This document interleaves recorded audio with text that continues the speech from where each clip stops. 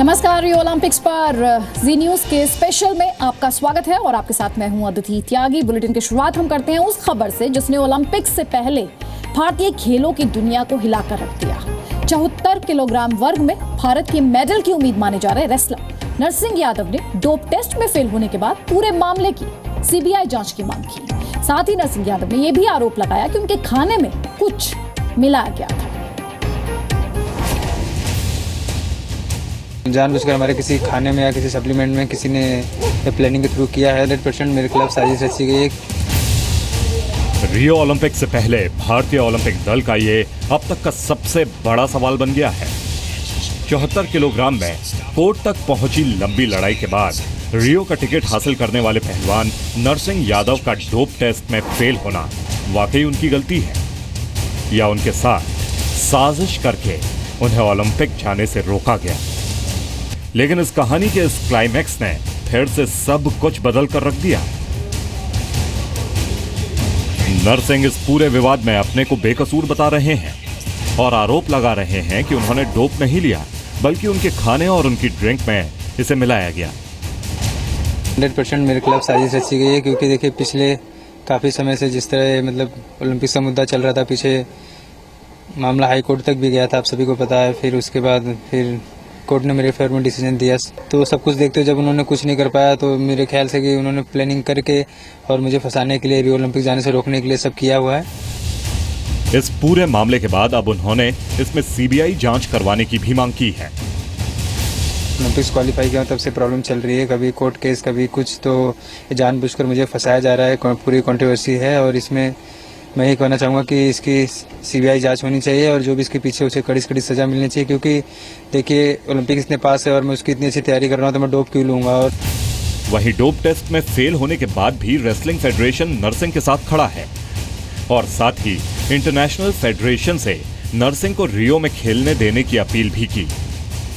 Committee जो इस पूरे प्रकरण का जांच कर रही है, मुझे उम्मीद है कि उस कमेटी का सामना करते हुए नरसिंह यादव को न्याय मिलेगा और मेरी कोशिश है कि नरसिंह यादव ही भारत का प्रतिनिधित्व 74 किलोग्राम वर्ग में करे।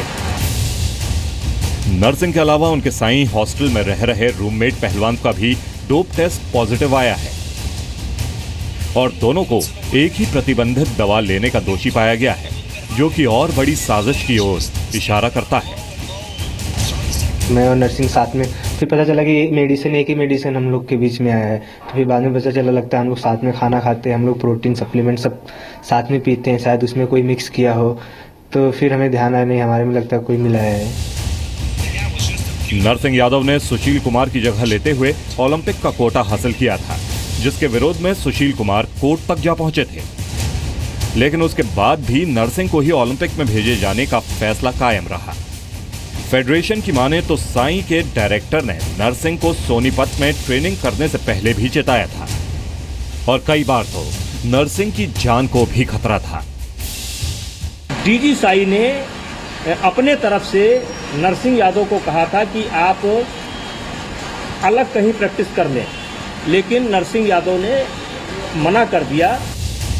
इस पूरे विवाद के बाद फेडरेशन ने फैसला किया है कि नरसिंह के अलावा इस वेट कैटेगरी में और कोई खिलाड़ी नहीं जाएगा और फिलहाल के लिए नरसिंह को डोप टेस्ट पॉजिटिव आने के बाद सस्पेंड भी किया जा चुका है।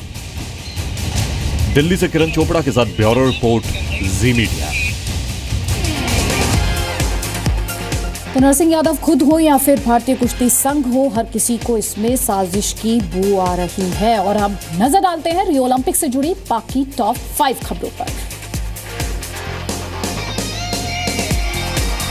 रियो ओलंपिक से पहले ओलंपिक्स के लिए बने एथलीट विलेज पर विवाद खड़ा हो गया है। ऑस्ट्रेलियन ओलंपिक दल ने खिलाड़ियों के लिए बने विलेज में रहने से इंकार कर दिया है। दल की मुखिया के मुताबिक विलेज में खराब व्यवस्था और गंदगी की वजह से टीम अलग रहेगी।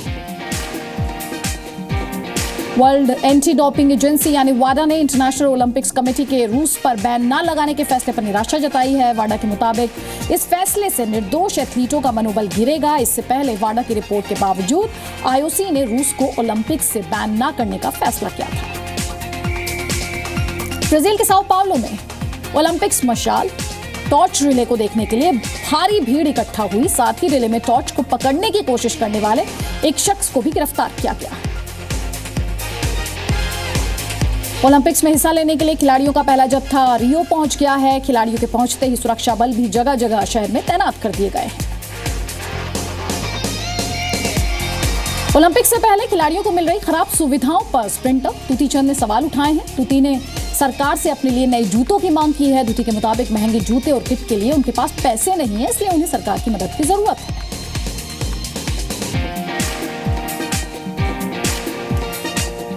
रियो ओलंपिक्स में जा रहे भारत के अब तक के सबसे बड़े दल में कई खिलाड़ी हैं जो मेडल के बड़े दावेदार हैं, लेकिन उनमें से एक ऐसा है जिसके मेडल की तो पूरी गारंटी ही लोग देने लगे हैं, और वो है शूटर जीतू राय, जिन्होंने एक के बाद एक टूर्नामेंट में शानदार परफॉर्मेंस देकर उम्मीदों को बहुत बढ़ा दिया। हाँ, यही रास्ता है तेरा, तूने अब जाना है। 9.9 for Jitu Ray. It was never in doubt. He shot so well first in qualifying. नाम जीतू राय, उम्र 29 साल, इवेंट शूटिंग। रियो में भारत की सबसे बड़ी उम्मीद, भारतीय सेना का जवान दिलाएगा ओलंपिक गोल्ड। हाथ में पिस्टल, लक्ष्य पर निगाहें और गोल्ड की हसरत। भारतीय सेना के गोरखा रेजिमेंट के जवान जीतू राय की बस अब यही जिंदगी है। रियो में जा रहे भारत के सबसे बड़े ओलंपिक दल का जो एक खिलाड़ी मेडल की पूरी गारंटी माना जा रहा है, वो है जीतू राय। जीतू राय रियो में 2 इवेंट में भारत की दावेदारी पेश करेंगे। इसमें 50 मीटर एयर पिस्टल और 10 मीटर एयर पिस्टल इवेंट शामिल है।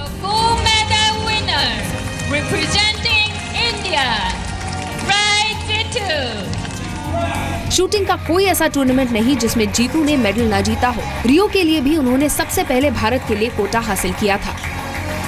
जीतू राय के नाम शूटिंग के हर बड़े टूर्नामेंट का मेडल दर्ज है। 2014 में ग्लासगो कॉमनवेल्थ गेम्स में जीतू ने 50 मीटर में गोल्ड जीता। वहीं 2014 के एशियन गेम्स में भी एक गोल्ड और एक सिल्वर मेडल जीता।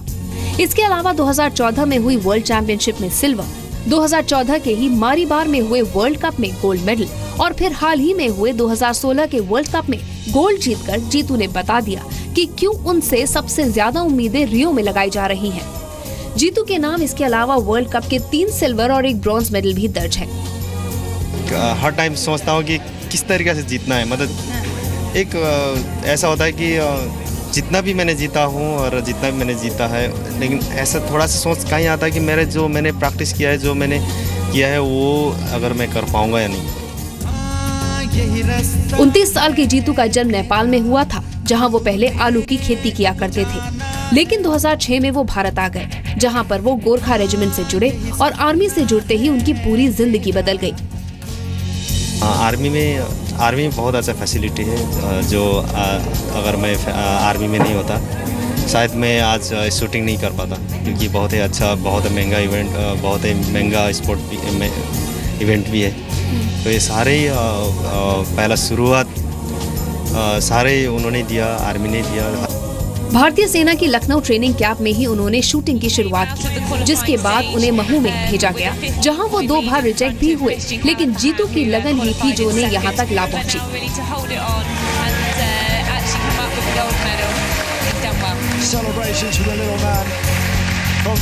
मैंने सेंटर में किया, सेंटर मतलब रेजिमेंट जो जहाँ ट्रेनिंग किया था वहाँ किया। उसके बाद फिर वहाँ एक लेवल तक मैं पहुँचा था। उस लेवल का ऊपर से फिर लेवल से ऊपर जाने के लिए आर्मी टीम में जाना गया। उसके बाद फिर बहुत अच्छा फैसिलिटी मिला, हर चीज़ मिला, और उसके बाद फिर कंटिन्यू। जीतू राय फिलहाल वर्ल्ड रैंकिंग में 50 मीटर एयर पिस्टल में वर्ल्ड में दूसरे और 10 मीटर एयर पिस्टल में तीसरे नंबर पे हैं। जीतू की रैंकिंग और उनके प्रदर्शन से साफ अंदाजा लगाया जा सकता है कि क्यों उन्हें पिस्टल किंग कहा जाता है। आगे का जो प्लान हो रहा है, जो आगे का एक लड़ाई आ रहा है, उसको बहुत ही अच्छा कैसे उसको जीतना है, इस तरीके का मैं सोच करता था। वैसे सोचते सोचते ही फिर ओलंपिक कोटा आ गया। अब तक हर बड़े टूर्नामेंट में मेडल जीत चुके जीतू राय का अब निशाना अपने पहले ही ओलंपिक में गोल्ड जीतने पर है, जिसके लिए अब वो पूरी तरह तैयार है। किरण चोपड़ा, जी मीडिया, दिल्ली। अब बारी है ओलंपीडिया की, जिसमें हम आपको बताते हैं ओलंपिक से जुड़ी कुछ ऐसी खास बातें जो लोगों को पता नहीं।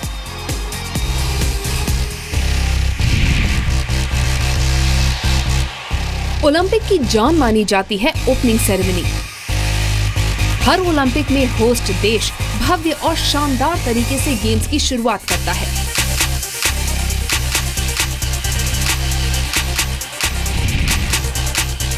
हर ओलंपिक ओपनिंग सेरेमनी एक थीम पर आधारित होती है और हर सेरेमनी में ओलंपिक की परंपरा का पालन किया जाता है।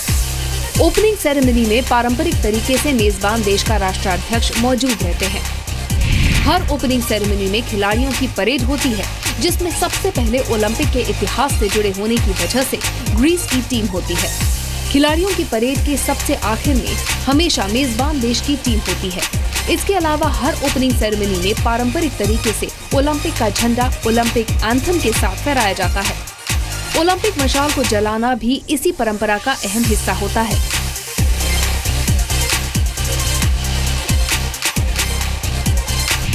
मेजबान देश का राष्ट्राध्यक्ष ही गेम्स के शुरू होने का ऐलान करता है। रियो में होने वाले ओलंपिक की ओपनिंग सेरेमनी में 6000 से ज्यादा कलाकार शामिल होंगे।